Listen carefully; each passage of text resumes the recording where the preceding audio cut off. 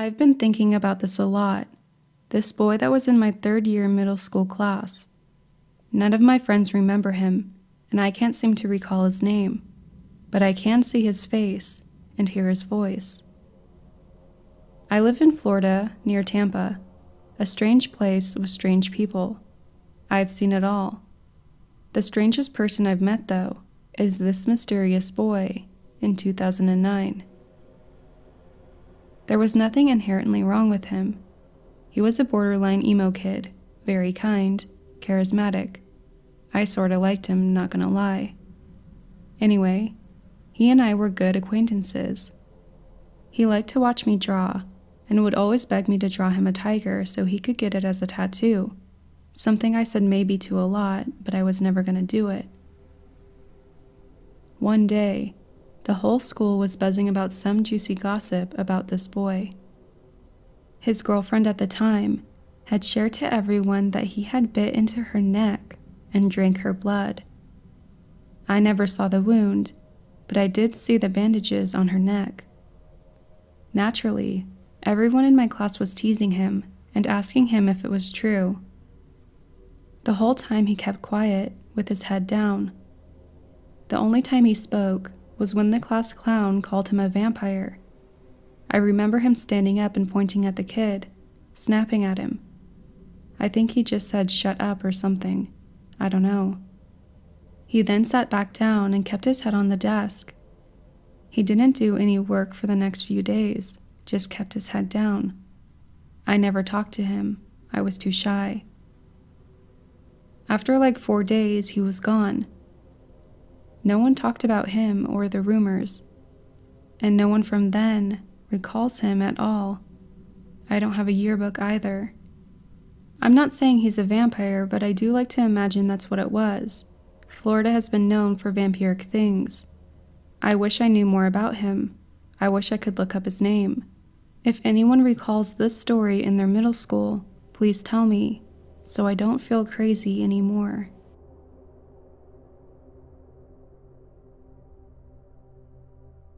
I live in a smallish town in the southern Midwest, 20,000 people. The junior high and high school I attended are both fairly old and creepy. 1930s for the junior high and 1950s for the high school. Here's a little more background of my schools. My junior high was always terrifying. I have had many friends that hated being alone there. Many times, 2 kids would go to a bathroom at the same time, and there was just a feeling of dread, but especially in the auditorium. This last year, my senior year, I got into the speech and debate team, which was taught by the drama teacher, an awesome lady who was super into the paranormal. Anyway, she tells us this story about the junior high that goes as follows. They were rehearsing a program late at night, 10:30 to 11, in the auditorium. Most of the kids had left, and Mrs. P had some helpers that were still there standing on stage discussing things. Mrs. P looks out into the seats and sees what she thinks is one of her students in a red hoodie. The thing doesn't disappear immediately either. 3 other people saw it, and they walk down to catch the kid, but it's just gone. Then one of the chairs sits itself down. Well, they all freak out and leave, and apparently a lot of people have seen it since. This includes one girl who caught it on camera in a selfie. I've seen the picture, and I'm trying to get it to post here. It's really, really bad quality, but freaky nonetheless. The next story happened about 4 weeks ago, and I was there for it. It was certainly strange. There is a famous old Catholic convent a few towns over that burned down probably around or over a century ago, and many priests and nuns died. This will give away my area, but it's called Sacred Heart. It's super interesting and insanely haunted. So the last week of school, a girl is cleaning out the closet and finds a burned DVD called SH 1999. So we pop it in and look at it, and it's all these super creepy original pictures of the people that lived at the convent. I don't know what to make of it. Maybe it's just a coincidence.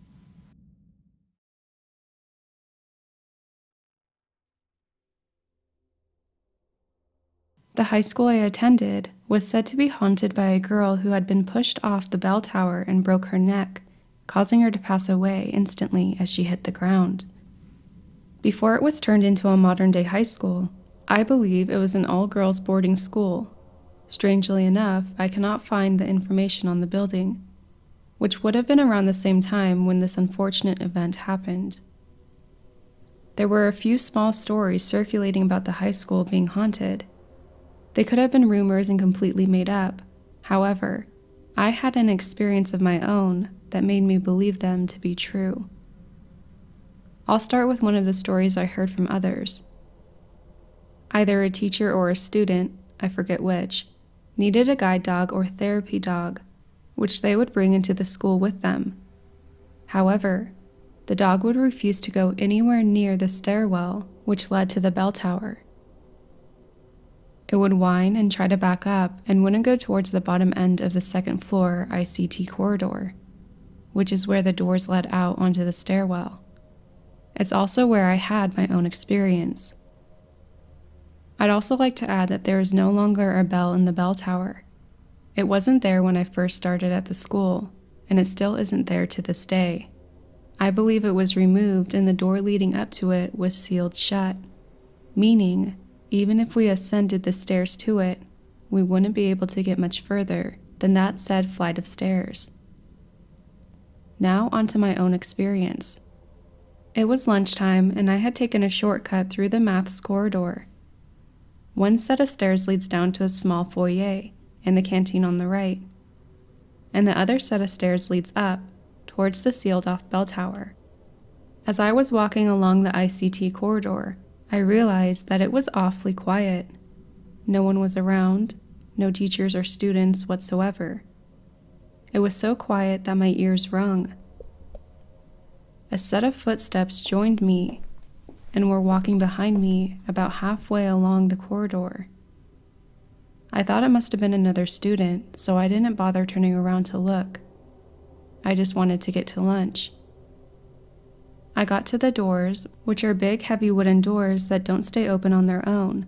They need to be pushed with quite some force and latched onto a heavy-duty magnet that holds them open until you press a button to release them. So I get to the doors and I push one of them open, not bothering to latch it to the magnet on the wall, just thinking that the person walking behind me will just catch it, as I let go and walk through it, down to the canteen for lunch too. As I begin walking down the set of stairs to the canteen, I suddenly stopped mid-step. Something didn't feel right, and I realized the doors hadn't made the noise they do when they slam shut, and the footsteps had stopped at the door. I waited for someone to pass me down the stairs, but nobody did. So I turned around slowly, and the door I walked through stood open on its own, without being latched onto the magnet. It was ajar, far enough open that I could see down the corridor, but not quite far enough for it to catch the magnet and stay open. And the student I thought was walking behind me is nowhere to be seen, even though I could have sworn up and down that they were right behind me, as their footsteps weren't even that far away. Before I could even gasp, the door shuts, slowly, as if someone was holding it open and then shut it slowly and gently so it wouldn't make a noise. I literally couldn't get out of there quick enough and turned and ran down the rest of the steps. I never took that shortcut alone again, and always made sure I went the long way around if no one was with me. What was even more weird to me was that it felt as if someone were watching me through this whole event.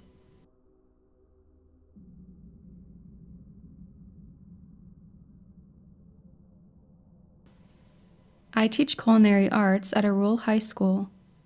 The school has an attached theater that has long had a reputation for being haunted.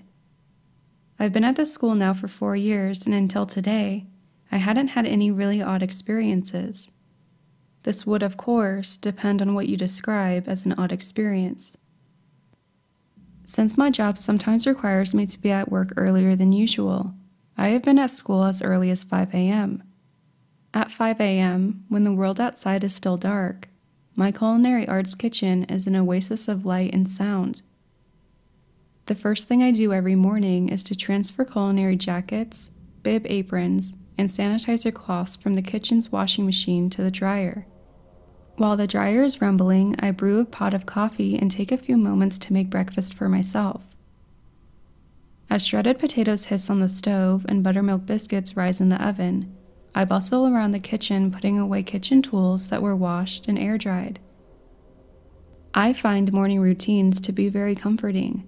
They don't require a lot of effort, and while I work on each task, I can focus on what I'll be doing with each class. On at least 4 separate occasions, while working in the kitchen long before the school has even opened, I've heard a voice in the kitchen. Each experience has been the same. A soft voice that sounds like a young girl says, "Chef." When I looked to see who spoke to me, no one else was in the kitchen. There was no one in the connecting classroom. The doors in the kitchen and classroom, leading to an exterior hallway, have all been shut and locked. Each time this has happened, I've mentally shrugged it off and told myself I must have been hearing things. I am now rethinking this. Today, while I was in the kitchen before school, someone opened the connecting door to the classroom. "Hello," I called. The door paused and didn't open all the way. After a moment, it swung shut. I went into the classroom to see who was there. The classroom was empty. Both doors leading to the hallway were closed and locked. For a moment, I wondered if the door had been propped open, and if the door wedge had given way so that the door shut. The problem is, I remember closing the door after entering the kitchen. When I checked the door, I also found that the door wedge was missing. Since I know my principal believes that the school is haunted, I wrote a brief description of this experience and sent it off via email. I was surprised she popped by after school. It seems that one of the office clerks, who has long scoffed at the thought of ghosts, had an experience last night in the culinary arts kitchen. The junior high, who share the high school, had some sort of event last night. The office staff came to my class to get chairs for the parents. While the clerk was passing the open connecting door to the kitchen, she saw a man in the kitchen. The stranger had walked across the kitchen to stand in front of the freezer. She didn't recognize him. She panicked and ran to the office to get the principal.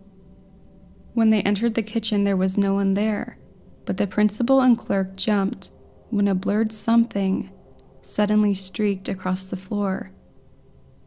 The principal said it looked like a mist, while the clerk wondered if it was a rat. The principal then showed me a picture on her cell phone. The vice principal sent a picture of the lit stage with a text message saying that he was in the theater. He didn't realize it at the time, but his picture included what appears to be a ghostly head and the upper torso of a woman hovering off to the side of the stage.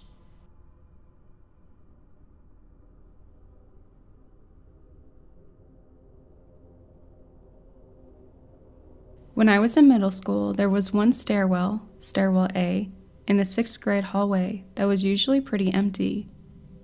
I would only see a few kids take that way up. Our school had 4 stairwells, 2 in the 6th grade hallway and the other 2 in the 7th and 8th grade hallway. Even when class got out, it seemed everyone would avoid Stairwell A. I'd only taken it 3 times while I was at the school. As soon as you'd open the big double doors, there was a very large vent that always had dust caked all over the large grate. I figured the janitors just never paid it any mind. Stairwell A was pretty clean, unlike the rest. The other stairwells were always littered with food wrappers and gum. The vent was big enough to crawl in, so students called it the crawl space. There was a rumor going around that a young boy ran into some bullies on the last day of school sometime in the 70s. They took him and forced him into the crawl space and locked him in. They just left him there crying for someone to help. All of the teachers had left, and there were no cameras, so he died and rotted there. potentially becoming rat food. Obviously, I didn't believe any of it, but I always did get an eerie, cold feeling when I took that stairwell, even before I heard the rumor. The last time I took stairwell A was when I was making my way to my third period English class. I was on the first set of stairs, almost to the middle of the stairwell, before you would take a turn to the next set of stairs. I dropped one of my pens that was tucked into my binder pockets. I bent down to pick it up. Mind you, I was completely alone. And then suddenly, I heard one super loud shake, like a metal grate was being tried violently. It came in the direction of the crawl space. I jumped so hard I almost ran for it. I looked at the crawl space quickly to see if someone was playing a joke on me, but no one was there. I got on the stairs, and once I got to the third step, the shaking happened again, but louder, and I thoroughly freaked the hell out and ran up the stairs as fast as I could. I don't know what it was. I don't believe in the rumor, but I knew then why kids avoided stairwell A, and from then on, I did too.